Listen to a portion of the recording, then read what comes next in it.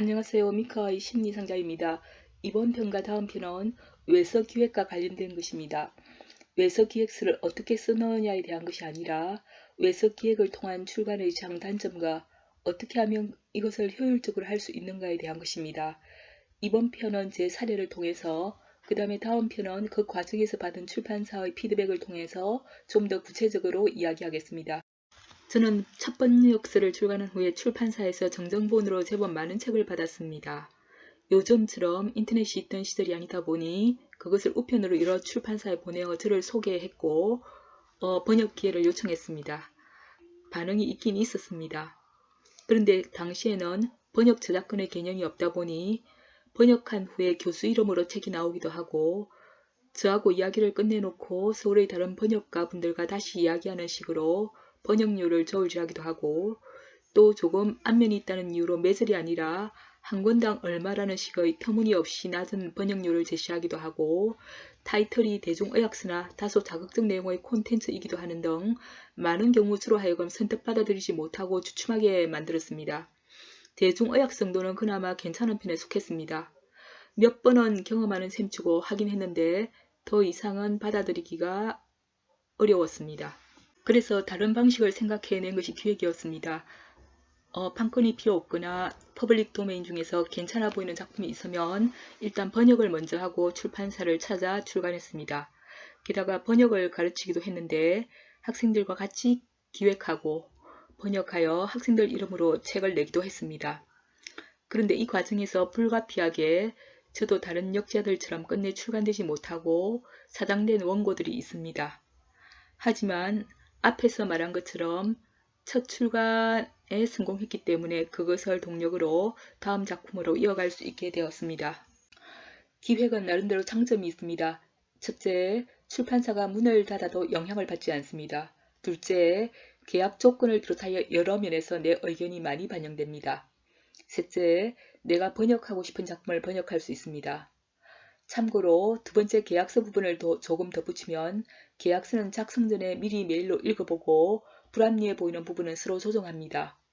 제가 납득할 수 있게 설명하면 대부분 받아들이는데 애초에 왜 그런 조항이 들어갔을까 생각하면 그냥 제 느낌은 출판사에서 일단 던져보는 것 같습니다. 그런데 이 분야만의 특성인지 모르겠지만 번역 계약서에는 의외로 불합리한 부분이 있습니다. 자세한 것은 다음에 기회가 되면 이야기하겠습니다. 이 세 가지의 매력은 여전히 유효합니다. 그리고 가장 중요한 것은 세 번째 매력인데 내가 원하는 작품을 번역할 수 있다는 것입니다. 경제 경영서가 아무리 인기라도 어떻게 하면 돈을 잘 벌고 어떻게 하면 기업이 잘 굴러가는지에 대한 책은 저로서는 별로 번역하고 싶은 생각이 없습니다. 또 참고로 말씀드리면 경제 경영서는 우리나라에서 인기가 있습니다. 이 분야에 개인적 관심이 있다면 오히려 번역 기회가 더 많이 주어질 것이라고 생각합니다. 기획의 단점도 있습니다. 경험해 보신 분들은 알겠지만 작품을 선택하고 기획서를 쓰는 것은 쉽지 않을 뿐만 아니라 채택 가능성이 높지 않다는 것입니다. 이것은 사람을 지치게 만들 뿐만 아니라 이렇게 하는 것에 회의가 들게 할 수도 있습니다. 언젠가 번역가가 되고 싶다면 외서 기획서를 작성해 보라고 블로그에 글을 쓴 적이 있었습니다.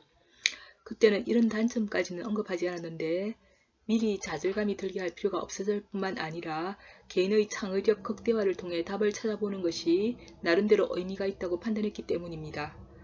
또 이런 방식으로 잘 하시는 분들이 있다는 것을 알기 때문입니다.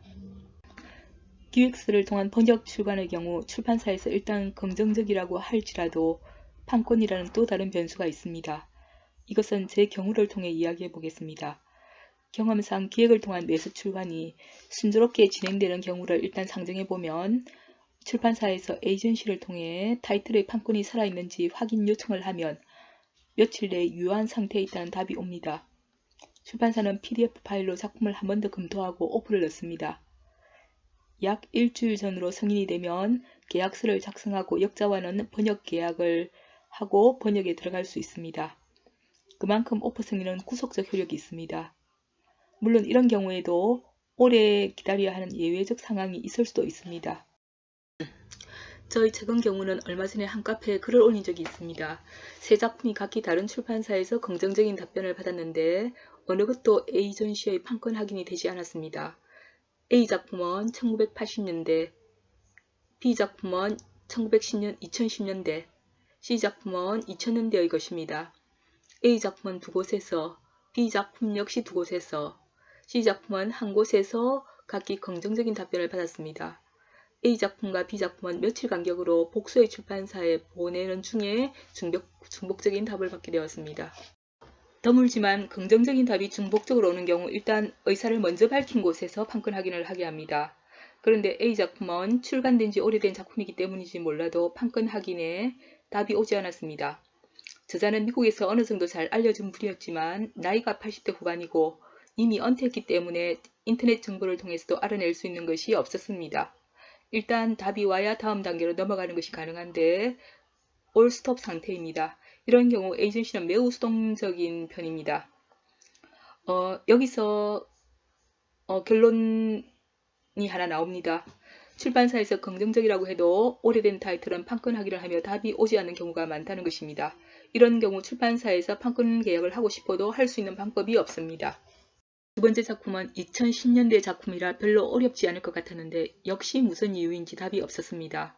출판사에서 에이전시를 바꾸어 재차 메일을 보냈지만 그래도 답이 없었습니다. 다행히도 구글에 저자의 메일 주소가 있어 제가 저자에게 메일을 보냈습니다. 얼마 후에 저자에게 답이 왔는데 이메일 주소를 하나 보내주며 그쪽으로 컨택을 해보라고 했습니다. 제가 그 메일 주소를 출판사에 보냈고 출판사에서는 에이전시를 통해 그쪽으로 접촉을 했습니다. 검토용 PDF 파일도 같이 왔습니다. 그런데 이 경우는 작품이 문제가 되었습니다. 책 내용이 아마존의 미리 보기 내용을 통해 파악한 것보다 훨씬 더 종교적으로 기울어 있었습니다. 대표가 제게 전화로 상황을 이야기하며 양해를 구했습니다. 저도 일면에서는 수긍되는 부분이 있어 그 작품의 PDF를 보내달라고 하여 전체적으로 훑어보았습니다. 애초에 크리스찬계열로 분류가 되어 있었지만 앞부분에서 그런 내용이 별로 없어 별것 아닐 것이라고 판단한 것이 판단 미스였습니다. 이 작품은 긍정적 의사를 표시한 출판사가 한 곳도 있었지만 역시 같은 결론이 날 가능성이 높다는 생각이 들어 일단 스톱한 상태입니다. 어쩌면 애초에 기독교 계통의 출판사가 더 맞을지도 모른다는 생각이 듭니다. 여기서 또 한 가지 결론을 얻을 수 있습니다. 출판사에서 처음에는 출간 가능성을 높게 보고 판권을 알아보지만 그 과정에서 원고 파일을 받아 자체 검토를 하고 예상에서 많이 빗나가면 결정을 바꿀 수도 있다는 것입니다. 그 다음 C 작품은 제일 제 마음에 든 작품이라 꼭 출간이 되게 하고 싶었습니다.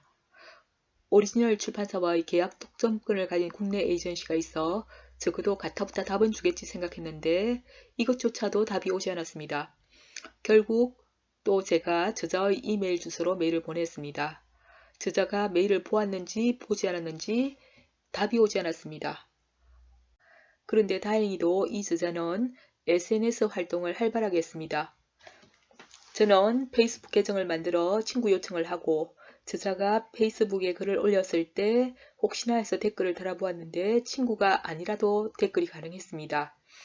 제가 댓글로 메일을 좀 봐달라고 했고 저자가 그것을 보고 답을 달았고 그 직후에 저자의 출판 대리인이 저에게 메일을 보내 컨택이 가능하게 되었습니다. 작품도 참 매력적이었는데 저자의 성격도 시원시원했고 심지어 메일로 자신의 조카가 한국 여자와 결혼하여 한국에 산다는 이야기를 했습니다. 저는 대리인이 준 메일 주소를 출판사에 보냈고 출판사에서 에이전시를 통해 그 메일로 컨택을 했고 현재 오프를 넣은 상태입니다. 이 작품은 큰 이변이 없는 한 시간이 지나면 성인이 될 것이고 계약이 되지 않을까 생각합니다. 여기서 또 한 가지 결론을 얻을 수 있습니다. B 작품과 C 작품처럼 오리지널 출판사에서 답이 없을 때에는 저자와 직접 접촉하면 어느 정도 답을 얻을 수 있다는 것입니다. 저자와의 직접 접촉 창구로는 저자의 홈페이지나 블로그도 가능하고 SNS도 가능합니다. 여기까지 보면 번역이나 번역가에 대한 콘텐츠의 출판사도 아닌데 왜 이렇게 판권 이야기가 많은 비중을 차지할까 싶겠지만 기획서를 통해 출간하는 경우 판권은 출판사뿐만 아니라 번역가와도 직결됩니다. 말씀드린 것처럼 다음 편은 출판사의 피드백을 통한 결론을 이야기할까 합니다.